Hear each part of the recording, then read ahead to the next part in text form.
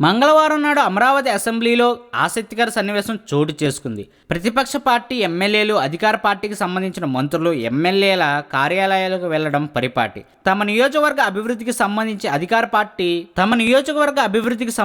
అధికార పార్టీ మంత్రులను సంప్రదించక తప్పని పరిస్థితి. అయితే అధికార పార్టీ ఎమ్మెల్యేలు ప్రతిపక్ష పార్టీ కార్యాలయాల్లో కనిపిస్తే మాత్రం అతను పార్టీ మారబోతున్నాడా అంటూ సదరు సొంత పార్టీ నేతలే అనుమానాలు వ్యక్తం చేస్తారు.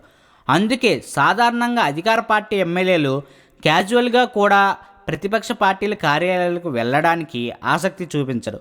కానీ నిన్న అమరావతిలో కొత్త అసెంబ్లీలో వైసీపీ కార్యాలయంలో విజయనగరం జిల్లాకు చెందిన టీడీపీ సీనియర్ ఎమ్మెల్యే పతివాడ నారాయణస్వామి నాయుడు ప్రత్యక్షమవడం టీడీపీ వర్గాలకు కలకలం రేపింది. మంగళవారం నాడు కొత్త అసెంబ్లీలో వైసీపీ కార్యాలయానికి వెళ్ళిన పతివాడ మాజీ మంత్రి, వైసీపీ సీనియర్ నేత బొత్స సత్యనారాయణతో సమావేశమయ్యారు.